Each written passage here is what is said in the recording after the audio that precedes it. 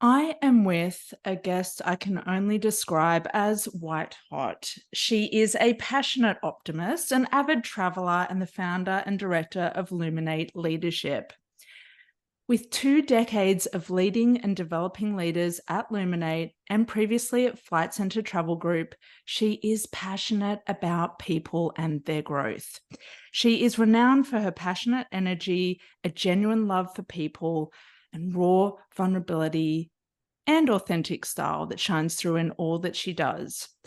Her intention is to embrace and enhance the human-based leadership skills such as connection, empathy, collaboration, and courage in as many leaders as possible.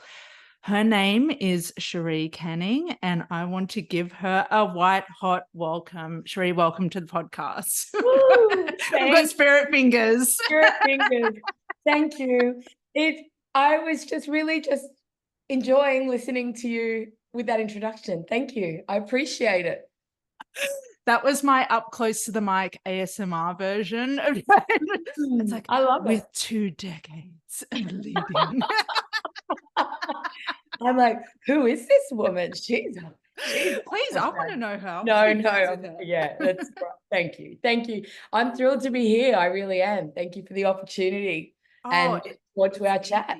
It was easy. It was an easy yes. And I want to let everyone know that at the time of recording this, we have been celebrating in the DMs and online and everywhere that Cherie's baby, her conference, Ignite 2024, has sold out just shy of 3 months from the actual date. Like, I just got goosebumps. I am facing a whiteboard in our office that I came in on the weekend and just with whiteboard marker wrote sold out all over in my daily writing, but all over for the team on Monday, when they arrived in on Monday morning. Just wow, it happened. Wow. I think this part is important because I would definitely see you as a high performer. Most of us who have our own businesses and keep going and keep expanding and keep offering are high performers. We want this sense of more for ourselves. But high performers are historically crap at celebrating. Like the bar moves or the vision board, like the perception of the vision board changes or something new gets added. I would love to know, how do you celebrate something like a sold out conference? Yeah, it's a great question. And I remember about a year ago, somebody said to me, I was too quick to move on to what's the next thing. Didn't take enough time when it came to what I deemed as some smaller things, but I really took that feedback on around as a leader, how important it is for us to actually celebrate for everyone or those smaller moments regularly. So when a moment like Ignite came, actually we were anticipating it because we knew we're X amount of time. And I brought down a bottle of champagne to the office and I said, it's here for when the day arrives. So I think it was part of almost the process and almost the ceremony of putting all the effort into selling the tickets. And now we have celebrated, but it's almost like a yes and, because it's yes, we've got the tickets and now the real work starts, because people have trusted us to actually put up good money to come to this event, give their time, give their finances. We need to make sure this is the best event they've ever been to. So I think it's a beautiful thing. We're excited that extremely excited. And so the celebration, we did a bit of a recap. That sounds a little less celebrating, but we literally went, what did we do this year that allowed us to sell out? So we just did a retro to say, well, what did we do on socials? What did we do with our energy? What did we do with the messaging? How did we do it? So that then this time next year we can recall on that. And then there's champagne and just acknowledgement to the whole team and everyone's contribution. Brilliant. You've used a key word there, which is acknowledgement. And I might have even said this when I was guesting on your podcast, but my favorite definition of libido is the ability to give and receive pleasure, enjoyment, and acknowledgement. And that acknowledgement piece, it's a full experience in itself that so many people are looking for, especially when we start running our businesses. It's like, oh, where's the acknowledgement? But I did this thing. Like, are people Yes. buying? Are people seeing this? Are people like, or did I do it well? Like, I don't have a boss to tell me, to give me a performance management review anymore. Like, the acknowledgement piece is really important. So I just want to put that in bold and highlight it for everyone listening, is that is a very understated, very underutilized aspect of celebration and refinement and expansion. And you're doing it. Yeah, So, thank well you. done. Thank you. Well done. How did you sell out this conference? Can you share with us what you felt worked really well for you this time around? Yeah. So this was literally the conversation we had as a team, and we asked ourselves the same question: how did that happen? It's not a fluke. It was 250 tickets, so it wasn't Wow. 30 people. Yeah.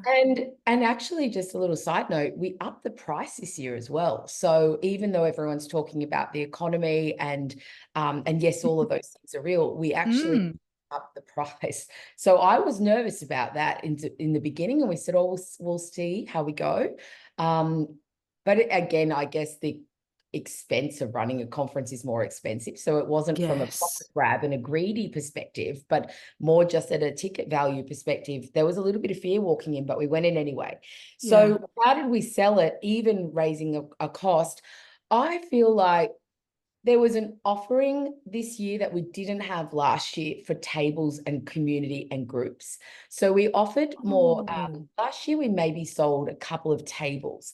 This year, we've sold 17, 18 tables of 10. Wow. And Wow. yeah, which was mind blowing. And again, if you actually look at the pricing structure, it would have been cheaper to buy individual tickets, but what we did in an exchange, and I think this is where it's about an abundance mindset. I really think this is where the what's going on behind the scenes with this event, this is where it's coming from, is we said for a table, you'll get peak area to sit in. So you've got priority seating, but we're also going to put your brand in the program. We're going to put your brand on the screen. We're going to put, sorry, I'm so sorry. My screen just disappeared on me. Sorry. So yeah, we said we're going to put your brand on the screens. We're going to put your brand in the program. On the table, your brand will be recognized so that other women or other people at the event can say, oh, wow, okay, Studio Pilates, LSKD, place, you name it, the whole list of beautiful organizations. So I think that exchange to say that they're connected to something that shows that they're valuing the women in their workplaces, to get some brand awareness, but also that it's them giving back as organizations, they're giving back to the humans in their business. Because I had some feedback from someone. They said, oh, some conferences you go and you gain skills. Like you might go to a technical conference on learning how to do this or applying new principles. But this is really an inspiration, personal development, which is harder for some people to quantify, I think. Yes. Spend this much money. What are we getting from it? Yes. And so the fact that the most of those tables have come from repeat clients. And I think that's where I feel absolutely elated that people trust and see the value in what we're doing, and that they know that what their people that are coming to the event are going to walk away with value. So I believe it was value, and I believe maybe there's a bit of that exposure for their businesses. But I do believe it's like, we know this will make a difference in someone's life and we want to be part of it. So that's part of why I think we sold out. Yeah. Yeah. And I want to bring up a key word, which is, I think of you when I think of this word, which is relationships. And for as long as I've known Luminate Leadership, yourself, Andy, and the team, what I've witnessed is these ongoing relationships that are nurtured, that are fostered, that feel like partnerships. Like there's a beautiful partnership and a dance between you and some of the companies that you just mentioned. And some of them I know, or I've had a renewed relationship with in my own mind, because I see them associated with Luminate all the time. That makes me feel so happy. Sorry. Yeah, no. That's, but for me, I just want to say that's what business is about. It's about relationships that become partnerships, Yes. long-term, deep partnerships. And I think that's one of the reasons why I'm so drawn to you and what you do, is because that is, in a world of like scalability and like mass delivery of things, for me, that isn't what turns me on, because it's not what I access and it's not what I offer. I offer something, I go into deep partnerships with my clients. And I just wanted to say that I see the same in you. And it doesn't surprise me that those tables, companies were coming back to nurture that relationship with trust, with a knowing that, in all honesty, regardless of the price, they couldn't not do this, because what's the cost of them not doing it? What's the cost of them not refining their own quantitative skill set? So doesn't I surprise really me. appreciate that. And it does resonate for me, because it is genuine about that connection and those relationships and the partnerships. And the whole why behind Ignite, the very first year. The first year we had 120, 130 people. And that exceeded my expectations. I thought maybe we could get 50. I actually booked a venue. Yeah, I know. Beautiful Paula Hindle and I were doing some coaching. Yes. And I said, I'd really like to run an event for women, because at the moment, we're working with all these companies and these different clients we've got, and there's not always lots of women in these. That's a big generalization, but at the top of each company, there's not always an abundance of women. And then I'm meeting this female CEO over here, and I'm thinking to myself, oh, Sam from Cornerstone Medical Recruitment would love this person over here at this company, or this person would really benefit from knowing this person. They'd really get on. And I was seeing my responsibility. No one gave it to me other than myself, almost like the corporate matchmaker, but the conduit between these incredible humans. And I thought, what if we can get them in a room and get them all to meet one another? And then the idea just kind of growing. And I'm like, well, rather than just a lunch, like, why couldn't we have speakers and conference? And why don't we make it even bigger than just a table of people? And I remember saying to Paula, I'm going to do it. I'm going to do it. And I'm going for 60. And I booked a venue that held 60. And we got to about 45, and like, it was building. I thought, oh no. So I had to change venues. And it was so scary. Well, one, it was like, yes, we're changing venues. And two, like, are we going to feel like this venue's now too big and we're too small for it? No, got to believe in it. So that we hit 130. And then the next year we did 250. And this year we've done the 250 or 240, the 250 again, but with 3 months to go. Yes. So that why for me, I think might be, I would say, is one of the reasons behind it. With the whole why was around, how do we bring these incredible humans together to really have their own collaborations and partnerships and be inspired. And I believe that's what's building. Yeah. I'll have to look at some stats here, but I would say that 80%, 70% of the tickets were sold before we'd even announced everyone who was speaking. So part of me, you know how you're like, oh, we need big speakers and headlines to draw the crowd. And yes, you have drawn the crowd. And also there was this incredible, like, we had literally not even announced a speaker yet. We just gave the date and people started paying for tickets. I could not believe myself.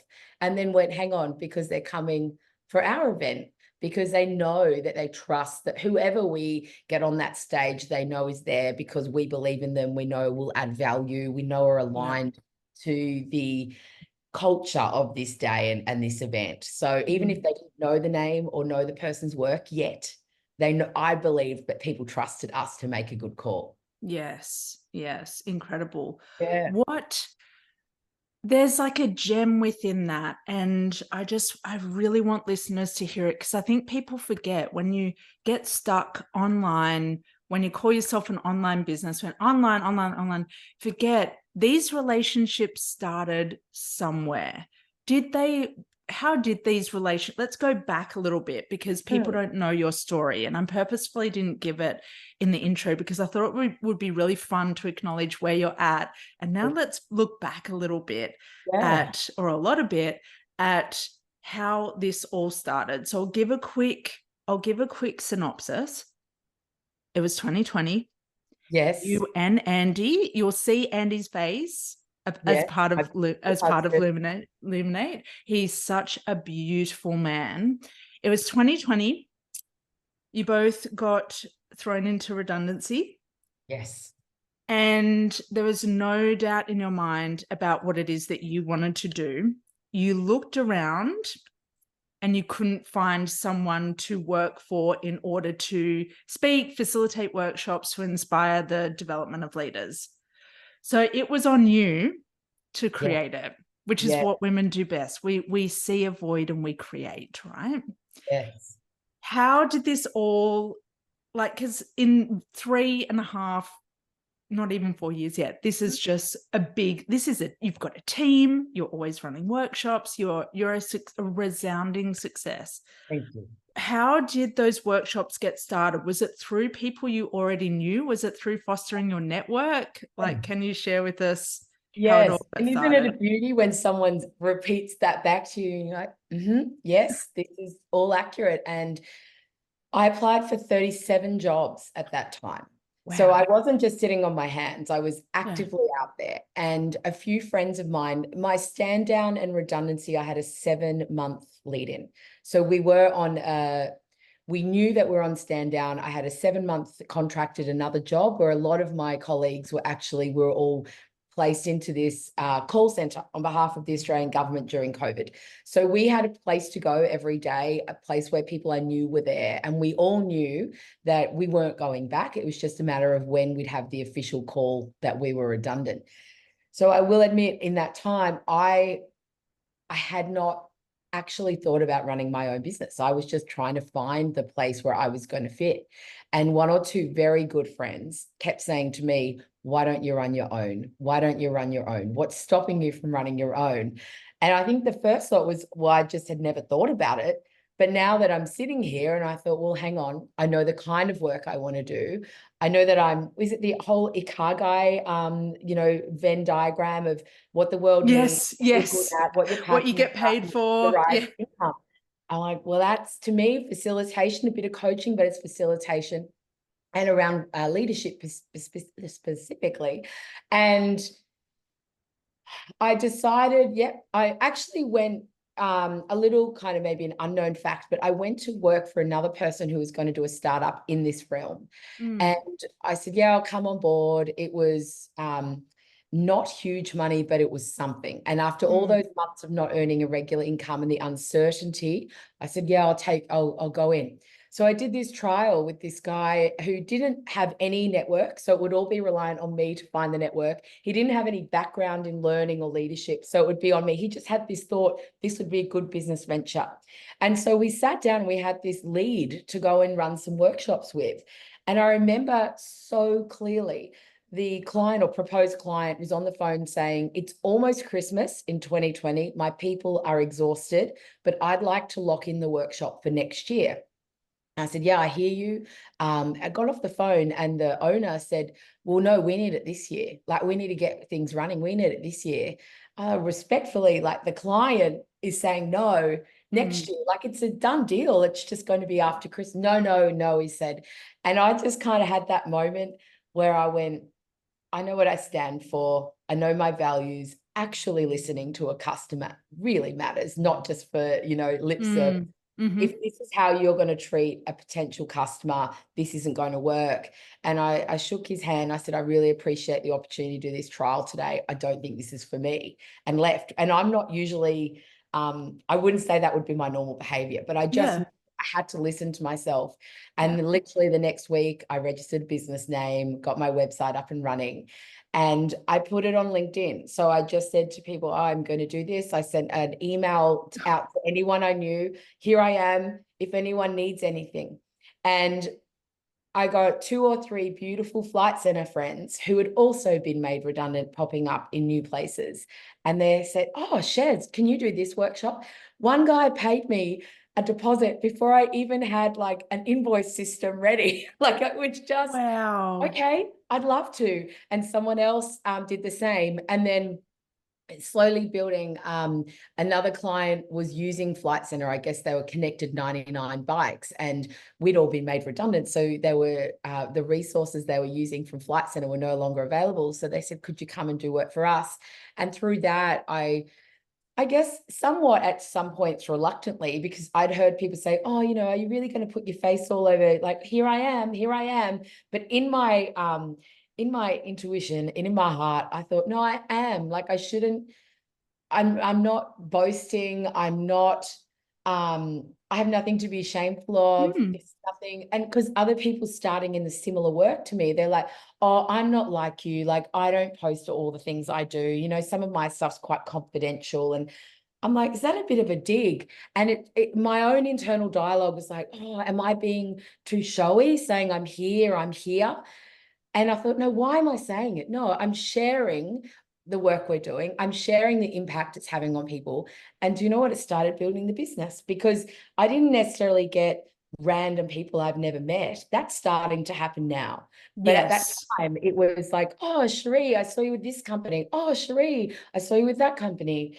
And then, for example, LSKD now for us are one of our largest clients and partners that we work with and have done for 3 years or so, almost 3 years. And that came from an ex-flighty who's the head of the community experience. She said, Cherie, I've seen you on LinkedIn. I've seen you doing, can you come and meet? Yes. So it just opened doors. But then it is relational. It was all relational, but they just needed to see it somewhere. That's it. All right. So you've made multiple powerful points here.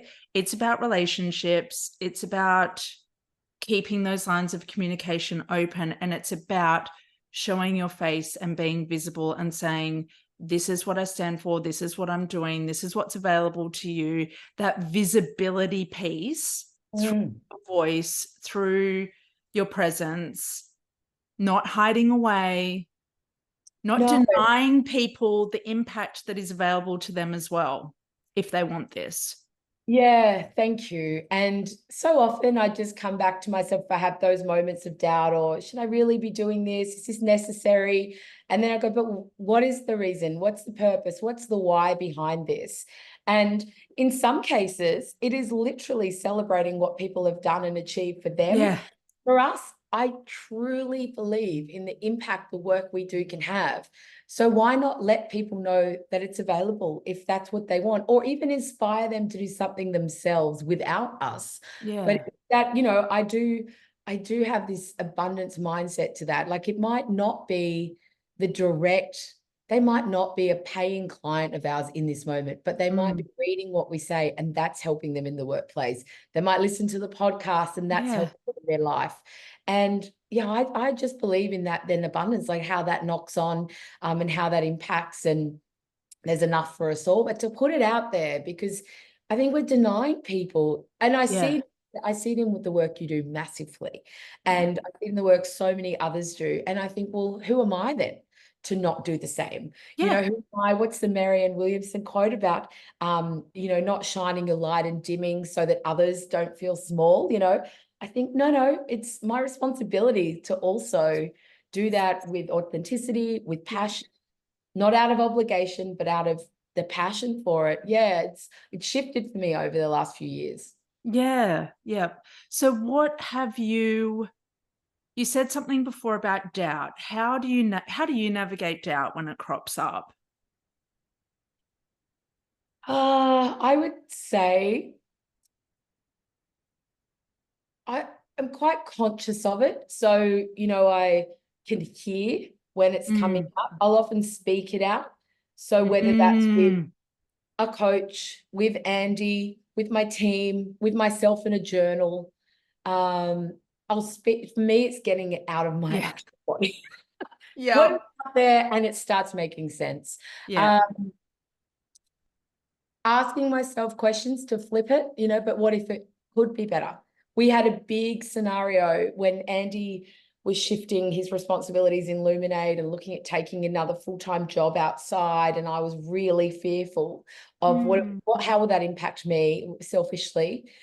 And I remember my coach, mentor, got us in the boardroom partner, Rachel, she just sat, because I was giving her the laundry list of all the reasons that I would be suffering and it would be hard for me and how terrible it's going to be. I was in real victim mode. Yeah. And she just said to me, what if it could be better? And, you know, when you allow yourself then to think, well, what if it could? And I started looking at those scenarios. So for me, it's now just catching myself, asking myself, well, how else could I see it? What if it could be better? Speaking it out. And, you know, above my shoulder, you can see the lead with courage. And I do also believe my own personal values about courage. We'll just give it a go. Like, how bad can give it a shot, but come back to my values, come back to the why behind it. And if it feels aligned, or as you would say, like that, you know, a full bodied, like, hell yes, and it's just, is it all yes? Yes. Yeah, I'm just checking in with that a little more. Yeah. It's what you've said is about choosing expression over repression. And this is almost like a beautiful sister episode to what we recorded for Illuminate when we talked about guilt. Doubt, very, very similar in a way, but what I'm hearing from you is, and I'm very aligned with you, I have to talk things out. I'm always I have to talk things out. I have to get things out. Even if I just close up or clam up for a little bit, it's not for long.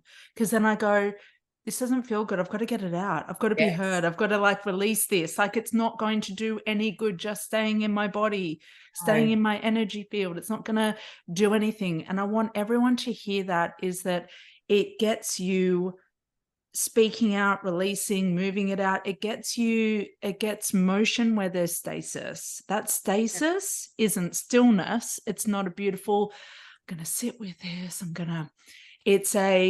It's something that's likely to turn into stuckness, especially when it's a lower vibration like guilt or doubt or self-judgment or self-criticism. Yes, it's almost like a freeze rather than it's like I'm frozen. Yes. Yeah, I love that. And as you're saying it, I'm reflecting on the question initially, because I'm saying with the doubt, my answer there is probably if it's I'm reflecting on if it's a deeper question that it's a bigger problem I've got to answer, or it's a strategy. I'm not sure which way to go. So, but in the moment, there's those I'd say like bigger pieces of doubt, but then there's the in the moment doubt where it may be I'm feeling nervous I'm about to go and deliver a workshop and I'm doubting, are they going to like what I'm doing today? Those like momentary doubts. For me, then it's music, dancing, singing. That just moves it for me. Just literally the playlist that I know will just get me vibing a little. And then literally one song, or as I'm getting ready in the morning, doing it with my makeup, which can make it very messy. But, I think just that getting that out with energy. And if I'm driving to a workshop, I will sing so loudly. So I think just moving that energy for any doubt, or I guess nervous energy that isn't necessarily serving me, that's not like that adrenaline in a positive way that's getting me amped up, but it's a little bit nerve-wracking. That's another way I deal with doubt in the short term. Yeah, incredible. There's lots of gold in that for people listening. If you do get nervous about speaking, if you are desiring to alchemize that nervous energy into something more powerful and electrifying, Cherie just gave some great tips in there. And they work. All of those things work. It's not just about quote unquote calming down. It can be about using the high of that energy and moving with it in a more intentional way. So incredible tips there. Incredible tips. So I want to do a little recap. And this ties in with your values, what you've shared so far, what I'm hearing is your network is important, and nurturing your network and staying in touch. You're a very people-oriented person. Nurturing those relationships is important. Listening to people and what they want is important, or what they're saying. Like they're saying, the example you gave before was really beautiful when you were listening to the client. Like they're saying, we are energetically maxed. We are not, we do not have the bandwidth for this right now. It's not a no, but it's we are setting the intention for later. And you honored that Whereas some sales models would be like, you challenge that and you like force them forward and you say that they're avoiding, and you could, there can be some really bro marketing types that would approach that very differently and cause that client to shut down and check out and just give a complete no in the end. So listening to do you have any more to say on that? Just like really tuning into where the client's at and what they and finding that actually, balance. as you're reciting that back to me, there's one common thread between the two.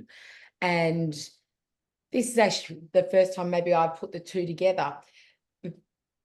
Putting the energy into the relationships authentically and the listening is about what's on their agenda. So I'm not thinking about my agenda, because I believe that my agenda will be served through those two things. Okay. So really, if I'm listening to what's important to them, I can deliver on that. And then I will get I'll get my outcome of building my business, having great clients, but it's not me walking in going, what can I get from this relationship? How is this relationship going to serve me? And I don't mean to be you hear about the servant leadership. I don't mean to be without my own needs at all, because I believe my needs will be met through that. And so it's that abundance of how can I serve in this relationship, or how can I add value in this relationship and listen. And therefore I do think then I get the outcome too, because I feel happy, I get the right client at the right time. This morning might have been an example of this. I was recently at a conference in May, and, it was a big investment to go there. I was away for 9 days, flights, accommodation, all in US dollars. Yeah. And I gathered so much information. I took so much away from it. And this morning we had an intimate, about a dozen people. Some of them are clients. Some of them are people we've talked about working together or haven't quite. Some of them are in our world where they're consultants and running their own business. So they'll never be a client of Luminates, but they're in our network and our community. And I invited them along, and I paid for breakfast, and I shared for an hour and a half what I learned. I made everyone handouts. These are the takeaways from this speaker. These are the takeaways from that speaker. Here was a great activity. Here are 7 questions we can ask in our workshops. I can do that for you. You can do that for you. Share with it who you will. And the quote in the beginning for me was like, there is no joy in having something if you can't share it. Yeah. And to me, that somebody said, wow, this is really abundant because I do the same work you do, and you could see me as competition. Yeah. But you invited me here and you're generous with this. And that was a real gift, that her words back to me. And that's the intention. Wow. Oh, my mind is I'm just blown away right now by the way that you see human connections and relationships and what it is that you have to share without scarcity, without withholding, without like, no, this is mine, you can't have it because I paid for this. I paid for this. Yeah. And look, I think there'll be the odd person in life that then will prove me wrong with that strategy or that belief set. Yep. And at the same time, I believe there's many who don't. And that doesn't mean that I'm now calling in a favor in 6 months to say, hey, remember when I paid for that hash at 4 for you? No, I just think the world will deliver. It'll deliver. Yeah, exactly. There's such trust in that. And it's almost, we don't know, I know a mentor, Susie Ashworth, or I remember her saying, ask with the right, receive with the left. And it's just that we can't be attached to, I'm putting this offer out here and this is how it's going to come back to me. What I like about what you're displaying and role modeling for all of us is that sense of unattachment, letting generosity lead. I have this abundance in my heart. I have this abundance of knowledge. Let me share it, let it multiply in its own ways. And who knows how, who knows how it will come back to you. Yeah, and in what who knows? That's it. And you know what? 4 people today already said there was things that they took from the notes and what I shared that they will use in the next 48 hours. And I just thought, wow, that into their workplaces, into those people's lives, there's a ripple effect on that. There And it is. comes back. Maybe, yeah. Yeah. And sometimes you never know how it's come back or why, but I believe that you just got to keep putting it there. Yeah, definitely. And it's always going to be a gamble. Every action we take has a risk. If you withhold, then maybe someone doesn't come to you, or like you said, maybe it will be misused against you or in some way in the future, but you can't, there's always going to be that gamble. And what I take away from you and your presence and energy is you let that full-heartedness lead over that, like over that withholding, scarcity, lack. No, Thank you. it's mine. Cynicism and Possession. yeah, it's all mine. Yeah, thank you. Thank you. And you know what? There are plenty of people out there who wouldn't agree with that strategy. Mhm. Yep. But then I ask myself, am I happy in what I'm doing? Am I at peace with what I'm doing in the world? Do I feel aligned to my purpose? Do I feel aligned to the impact that I'm having? Hell yes. Yes. Mm. So it's working for me. It's not going to be everyone's recipe, but this is it for me. Yeah. And the more aligned I'm finding myself and even speaking it out like this, I'm like, yeah, this is what I do.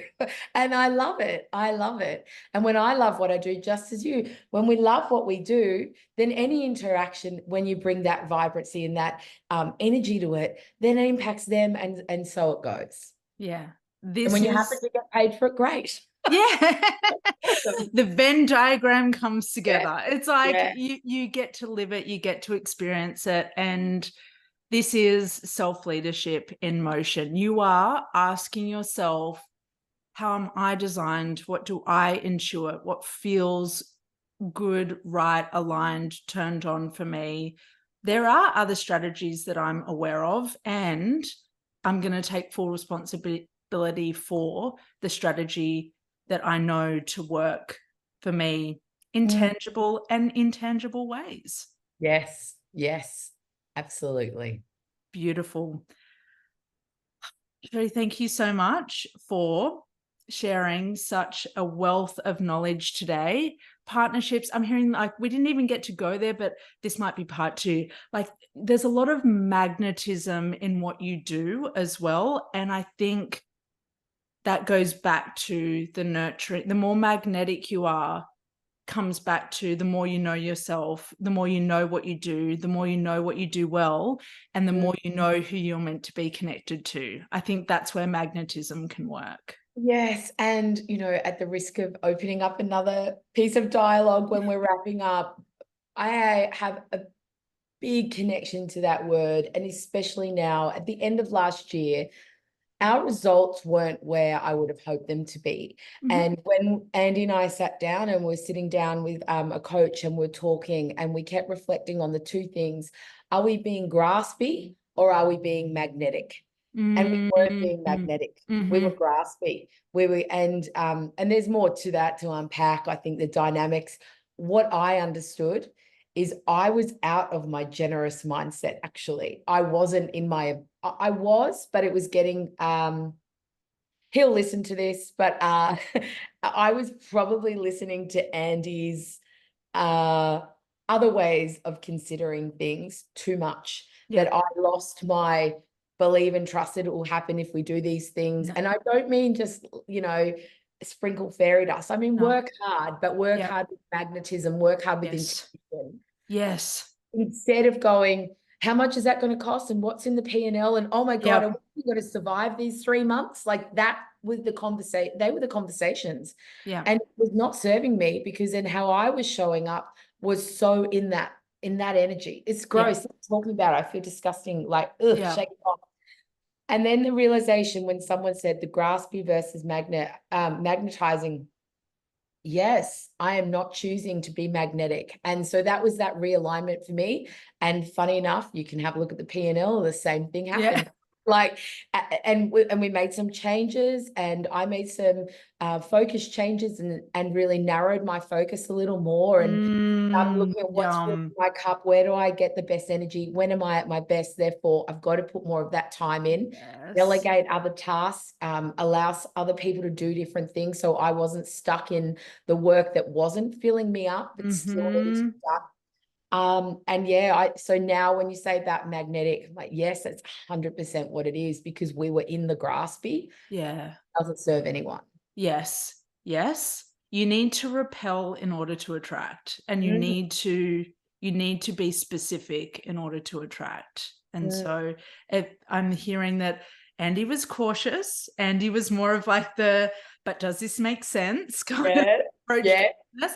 And I think what we women know is that our energy is a driving force for making magic happen in our business. And I hear you strike that beautiful point of conscious effort, being intentional, doing the work, and knowing that the energy piece, when it's full, is going to, I like to click, make that happen.